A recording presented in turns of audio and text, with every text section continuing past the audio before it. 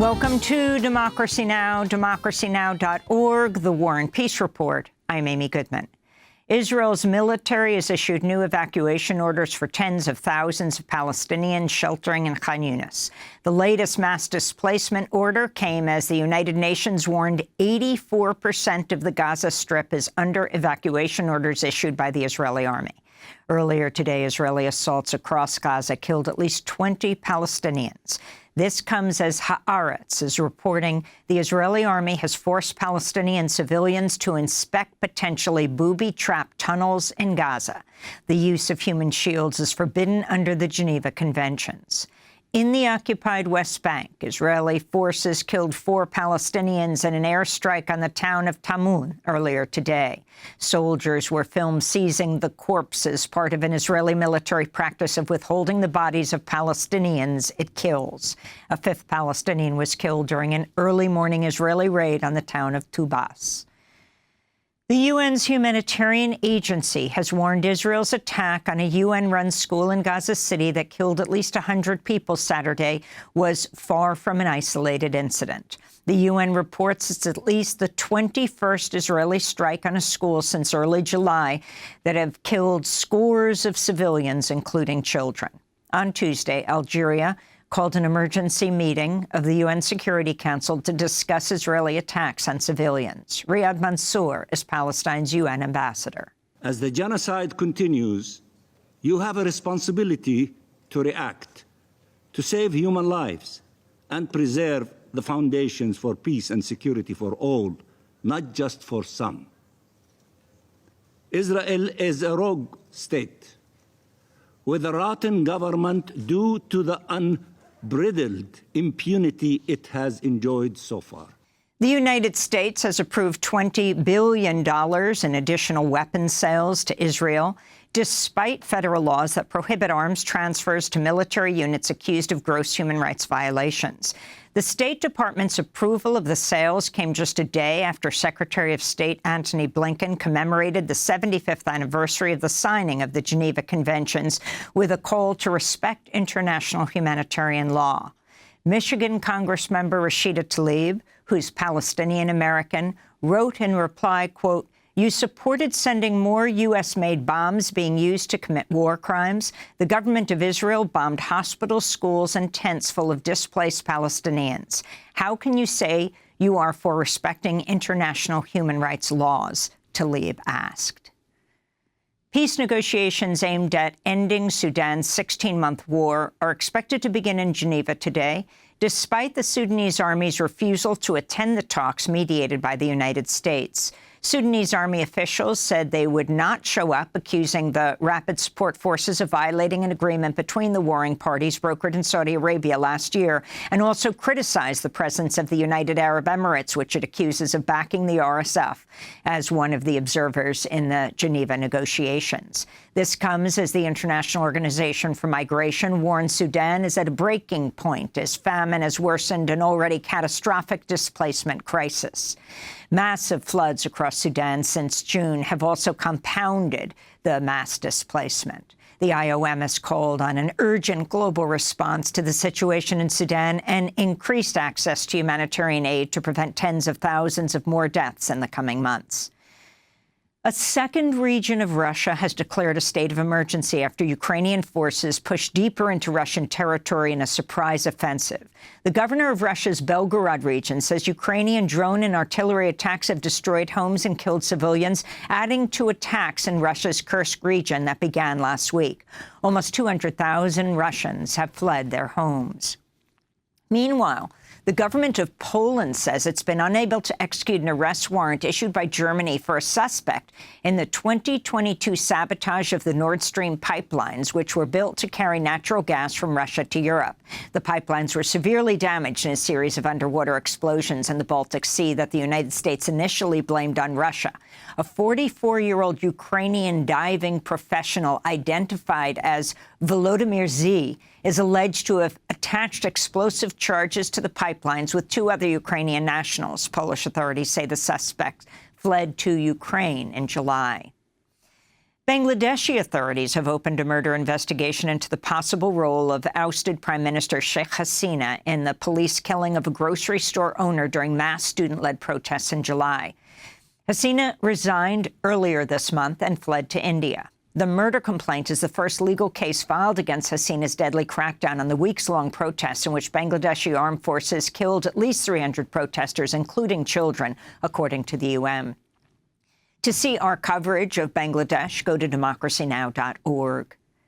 Thailand's constitutional court has removed the Prime Minister, Srettha Thavisin, from office, ruling he violated the Constitution by appointing a minister to his government who had a criminal conviction and served 6 months in jail in 2008. The move has plunged Thailand into new political turmoil and comes just days after the same court dissolved the Progressive Move Forward opposition party. Thavisin's removal after less than a year in power means that Thai parliament must now convene to form a new government. Thavisin, a real estate tycoon, is the fourth-time prime minister in 16 years to be removed by the Constitutional Court. The Africa Centers for Disease Control has declared a public health emergency as a virulent strain of Mpox spreads rapidly across Central Africa. So far this year, the Africa CDC has logged over 15,000 suspected cases of the viral disease formerly known as monkeypox, which can cause fever, rashes, and extremely painful lesions. It's most often spread through close, intimate physical contact. Scientists say the new strain of Mpox is more lethal, with a fatality rate of around 5% in adults and double that in children. Jean Kaseya is Director General of the Africa CDC. This is not just an African issue. Mpox is a global threat, a menace that knows no boundaries, no race, no creed. It is a virus that exploits our vulnerabilities, preying on our weakest point.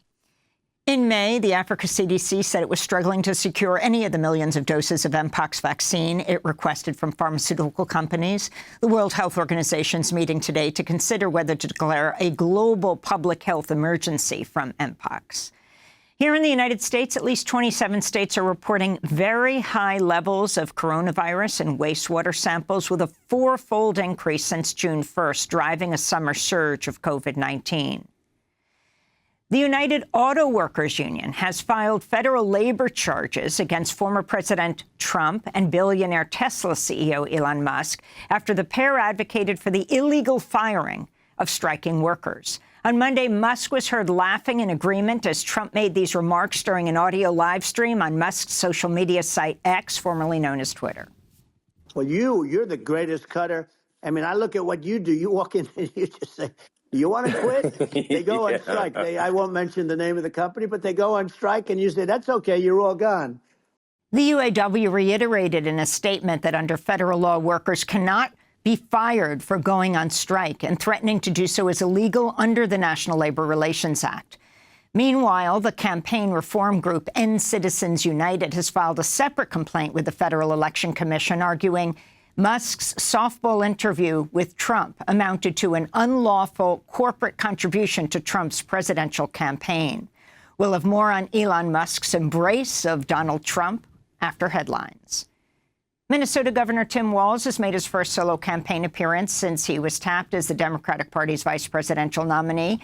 On Tuesday, Walz spoke to public sector union members at AFSCME's annual conference in Los Angeles, drawing a stark contrast between a future Harris administration and one led by Donald Trump and J.D. Vance. The only thing those two guys knows about working people is how to work to take advantage of them. That's what they know about it. Every single chance they've gotten, they've waged war on workers and their ability to collectively bargain to take that away from them. All we're asking for is better wages, better benefits, better lives, and dignity in the work that we do. Minnesota Congresswoman Ilhan Omar has fended off a primary election challenge after pro-Israel groups raised hundreds of thousands of dollars to bankroll her opponent's campaign. On Tuesday, Omar defeated former Minneapolis City Council member Don Samuels, capturing more than 56% of the vote in the Democratic primary. Omar's been a fierce critic of Israel's war on Gaza and for months has led calls for a ceasefire. Ahead of the primary, Congressmember Omar said in a statement, quote, "It is shameful that my opponent is actively courting Republican votes and desperately seeking funding from AIPAC," unquote. Omar's primary victory came after the powerful American Israel Public Affairs Committee and its super PAC poured more than $25 million into defeating two black progressive Democrats of the Squad, Congressmembers Cori Bush of Missouri and Jamal Bowman of New York. Voters in Arizona and Missouri will decide in November the fate of two ballot measures that would enshrine abortion access in their state constitutions. Missouri's amendment would reverse the state's near-total ban on abortions, which went into effect after the Supreme Court's ruling that gutted Roe v. Wade in 2022. Meanwhile, the Arizona measure would amend the state constitution to protect abortion rights up to 24 weeks of pregnancy. At least 5 other states, including Florida, Nevada, and South Dakota, will vote on similar measures this November. A warning to our audience, our next story contains disturbing footage and accounts of police violence. In Ohio, a grand jury's indicted a Franklin County police officer on murder and manslaughter charges after he fatally shot a pregnant black mother in a Kroger parking lot over a shoplifting accusation. Body camera video of the killing last August shows Officer Connor Grubb pulled his gun and fired a single shot through the windshield of a car being driven by 21-year-old Takaya Young, who posed no threat to the officers. Sean Walton is an attorney for Takaya Young's family. The actions that led to the death of Takaya, the unnecessary aggression, the chilling commands that amounted to comply or die, were there for us all to witness in dreadful clarity. Takaya's life and that of her daughter were extinguished in an act of brutality, becoming yet another symbol of the urgent need for reform in police conduct and accountability. Authorities have opened an investigation into an online harassment lawsuit brought by the Algerian Olympic boxing gold medalist Iman Khalif. She was targeted by a torrent of misogynist, racist, and sexist attacks over her gender eligibility to participate in the 2024 Paris Olympics. False claims and hate speech that Khalif was transgender or a man were posted online, including by tech billionaire Elon Musk and author J.K. Rowling, who are both named in Khalif's lawsuit. Though not named in the complaint, Khalif's lawyer said Donald Trump could also potentially be investigated over his social media remarks about the athlete. Most of the attacks came from X, formerly Twitter, which is owned by Elon Musk. And those are some of the headlines. This is Democracy Now!, democracynow.org, The War and Peace Report.